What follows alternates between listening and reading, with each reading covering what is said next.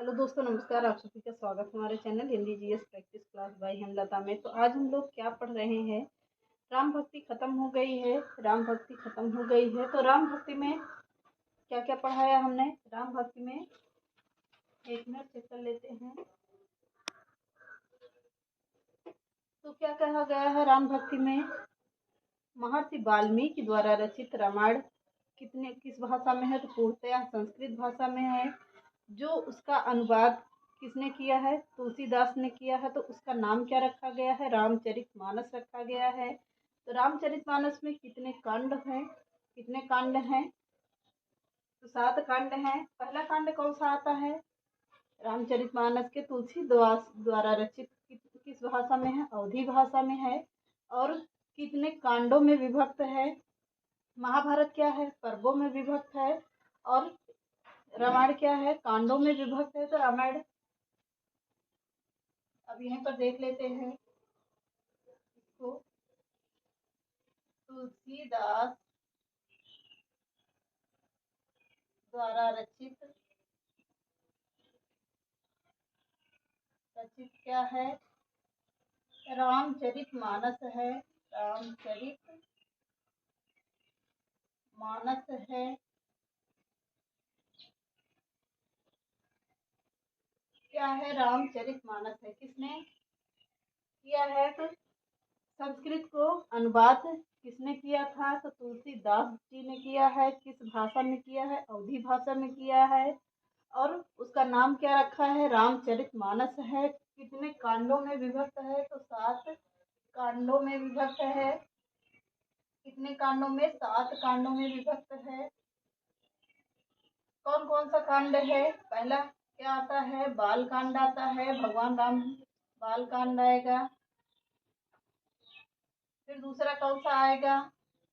अयोध्या कांड आता है। अयोध्या कांड आएगा। फिर तो उसके बाद कौन सा कांड आएगा? अरण्य कांड आता है। तीसरा कांड अरण्य कांड आएगा। फिर चौथा कौन सा आता है? चौथा कौन सा कांड आएगा? सुंदर कांड आता है। सुंदर कांड आएगा। पांचवा कांड कौन सा आएगा? उसके बाद कौन सा आएगा? लंका कांड आता है। लंका कांड आएगा। फिर उसके बाद कौन सा आएगा? सुंदर कांड के बाद कौन सा आता है? किष्किंधा कांड आएगा। पांचवा कांड क्या होगा? एक मिनट, पांचवा कांड कौन सा आएगा? किष्किंधा कांड आता है।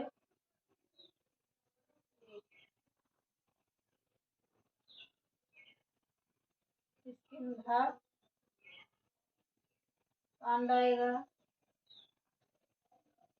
फिर उसके बाद क्या आएगा? सुंदर कांड के बाद क्या आएगा? किष्किंधा कांड आता है। फिर कौन सा कांड आएगा? लंका कांड आएगा। लंका कांड आता है। फिर 7वां कांड कौन सा होगा? उत्तर कांड। उत्तर कांड आता है। ये किसके द्वारा है? यह महर्षि तुलसीदास के द्वारा, चाहे महर्षि कहिए चाहे तुलसीदास द्वारा रचित ये 7 रामायण के क्या हो गए? रामचरितमानस के 7 कांडों में है। तो महाभारत किस पर्वों में विभक्त होता है? और रामायण क्या है? कांडों में विभक्त है। तो पहले राम भगवान पैदा हुए तो कहाँ पर रहेंगे? बाल कांड में माना जाएगा। फिर उसके बाद क्या होगा? उनके राज गद्दी, पढ़े लिखे, शादी विवाह हुआ तो क्या हुआ? अयोध्या कांड आएगा। फिर उसके बाद जंगल गए तो उसको क्या कहा गया? जंगल का पर्यायवाची क्या होगा? अरण्य होता है। अरण्य का मतलब होता है जंगल। बिटप होता है, बिटप भी होता है और अरण्य भी होता है।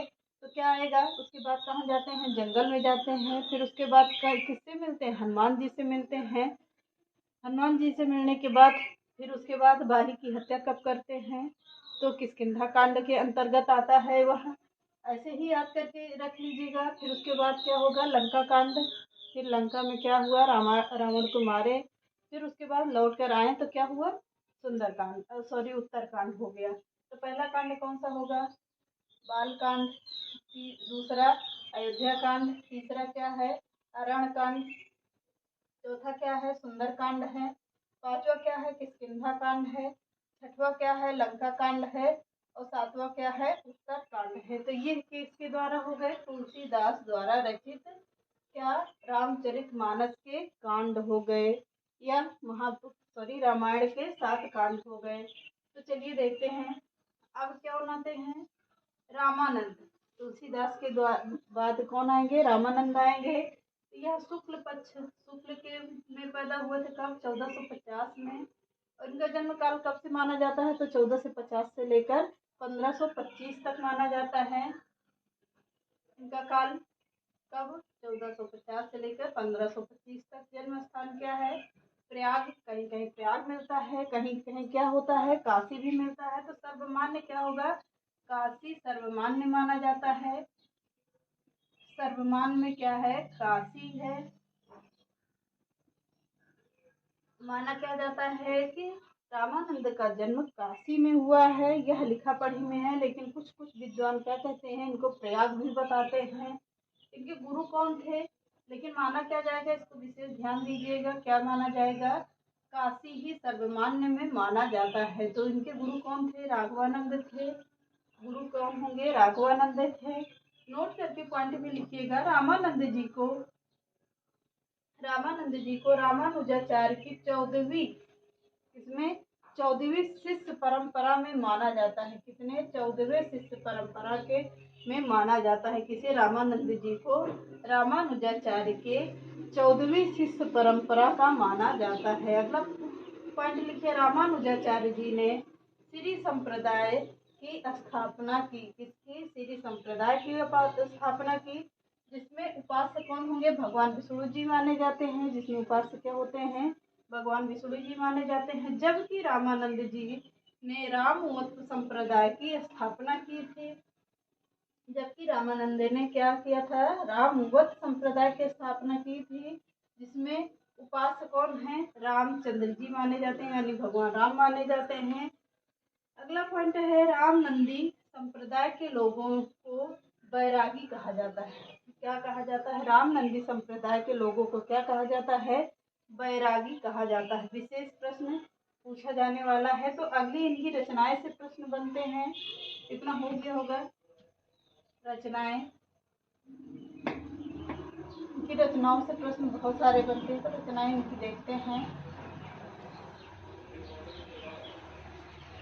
बस थोड़ी सी तबीयत भी ठीक है, तो वीडियो आप लोगों को कुछ होती ही मिलेगी, हिम्मत नहीं है पढ़ाने की।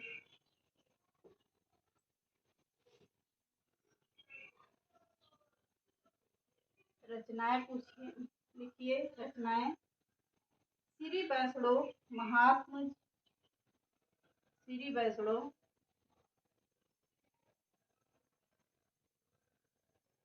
वैष्णो महात्म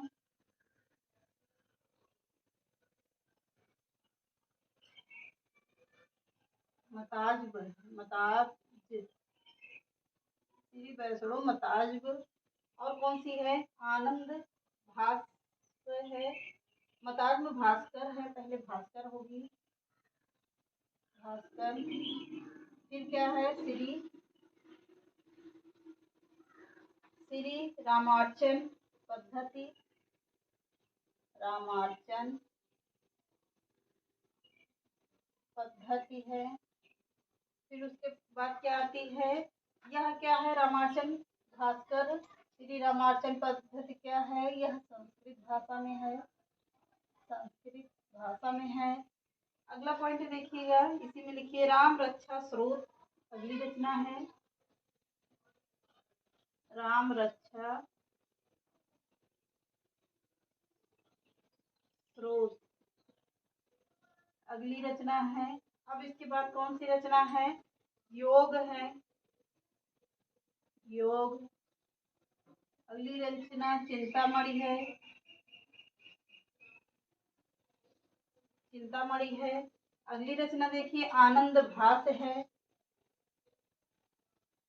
आनंद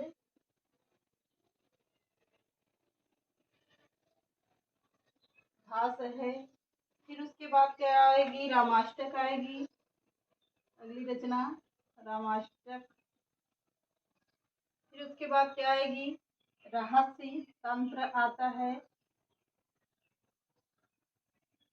रहस्य तंत्र आएगी। अगली रचना कौन सी होगी, हनुमान जी की आरती, हनुमान जी की आरती यह किस भाषा में है, तो यह हिंदी भाषा में है। हनुमान जी की आरती किस भाषा में है, यह रचना किस भाषा में है, तो हिंदी भाषा में है। हनुमान जी की आरती पूर्णतः हिंदी भाषा में है। अगले अब देखते हैं इनकी रचनाएं कौन सी है। श्री वैष्णव मताज है, भास्कर की श्री रामार्चन पद्धति है, यह किस भाषा में है, तो यह संस्कृत भाषा में है। राम रक्षा स्रोत है, योग है, चिंतामणि है, आनंद भास रचना है, रामाष्टक है, रहस्य तंत्र है और हनुमान जी की आरती, यह किस भाषा में है, तो यह हिंदी भाषा में है। अब अगला देखते हैं भक्तमाल। भक्तमाल के शिष्य देखते हैं, भक्तमाल के कितने शिष्य थे, तो 12 शिष्य माने जाते हैं। भक्तमाल के कितने शिष्य माने हैं, भक्तमाल इसमें कितने शिष्य हैं, तो 12 शिष्य हैं। कितने शिष्य, 12 शिष्य होंगे। भक्तमाल के अनुसार कितने शिष्य हैं, भक्तमाल के अनुसार क्या है, 12 शिष्य हैं या 12 शिष्य थे, ऐसे कर लीजिएगा थे करके। 12 शिष्य थे भक्तमाल के अनुसार। वह कौन कौन से हैं, तो चलिए देखते हैं 12 शिष्यों को। अनंतानंद पहले शिष्य कौन होंगे, अनंतानंद। दूसरे कौन से हैं, कबीर सुखा सुरसुरा, कबीर सुखा सुरसुरा, सुरसुरा। अगले कौन होंगे, पद्मावती नरहरि। इसी में पहले ऐसे करके देख लेते हैं, तो फिर आगे बताते हैं कि कौन कौन सी रचना है। कबीर,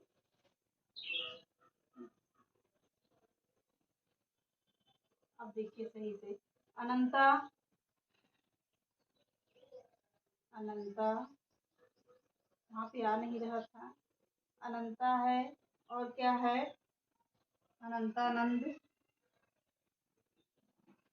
फिर उसके बाद क्या है, सुखा सुरसुरा, सुखा सुरसुरा। फिर कौन है, पद्मावती, पद्मावती। नरहरि, नरहरि। फिर कौन आएंगे, पीपा आएंगे, ये भी एक राइटर ही है, पीपा आएंगे। फिर उसके बाद भावानंद आएंगे, भावानंद आते हैं। फिर कौन है, रैदास, रैदास। फिर धना। फिर कौन आएंगे, सेन आएंगे, सेन। सुरसी आएंगे। सारी वेरी इंपॉर्टेंट है, पूछे जाते हैं। सुरसुरी और धरहरी, सुरसुरी और धरहरी। फिर कौन आते हैं, अब यहाँ पे कौन आएंगे, अनंतानंद। पहले फिर से देखिए, अनंतानंद।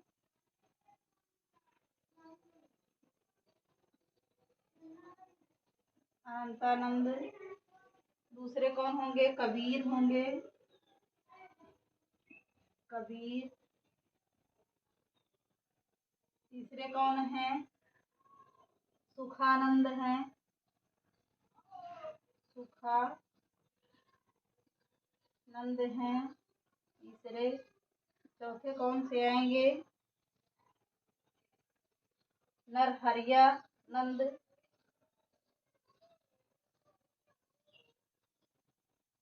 पहले सुरसुरानंद आएंगे, सुरसुरानंद आएंगे। फिर कौन आएंगे? पांचवे कौन आते हैं? पद्मावती आएंगे, पद्मावती। छठवें कौन से आएंगे? पीपा आएंगे। सातवें कौन से आएंगे? भावनंद, भावनंद आएंगे। आठवें कौन से होंगे? रैदास आएंगे, रैदास। नौवें कौन से आएंगे? घना आएंगे। फिर सेन आएंगे, सेन। सेन कौन थे? यह नाई जाति के थे, सेन नाई जाति के थे। फिर बाद कौन आएंगे? 11वें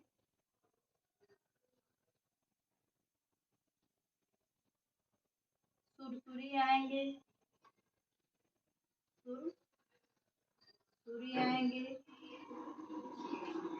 अब यह रैदास किस जाति के थे? तो यह चमार जाति के थे, चमार जाति के थे। और सेन नाई जाति के थे। और घना का अर्थ क्या होता है? जाट होता है, जाट जाति होती है, जाट थे। और इसमें क्या है? पद्मावती या सुरसुरी स्त्रियां हैं, पॉइंट में करके लिखिएगा। इसमें कौन है? पद्मा, सुरसुरी, सुरसुरी, ये सब कौन है? पद्मावती होगा। ये कौन थी? तो यह स्त्रियां थी, स्त्रियां। पद्मा और सुरसुरी कौन थी? स्त्रियां थी। तो इनके अनुसार भक्तिमान के 12 शिष्य आते हैं। कौन से? यहाँ से अनंतानंद, कबीर, सुखनंद या सुखानंद होंगे, सुरसुरानंद होंगे, पद्मावती होंगे, पीपा हैं, भावनंद हैं, रैदास हैं, घना है, सेन यानी नाई जात के हैं, रैदास यानी चमार जात के, घना कौन होंगे? जाट जात के हैं। इसमें पद्मावती सुरसुरी क्या हैं? स्त्रियां हैं। तो चलिए आज के सेशन को यहीं समाप्त करते हैं, मिलते हैं नए चैप्टर के साथ या नए राइटर के साथ। तो आज के सेशन में यहीं समाप्त कर दिया। चैनल पसंद आए तो लाइक करिए, सब्सक्राइब करिए, ज़्यादा से ज़्यादा लोगों को शेयर करिए। नमस्कार।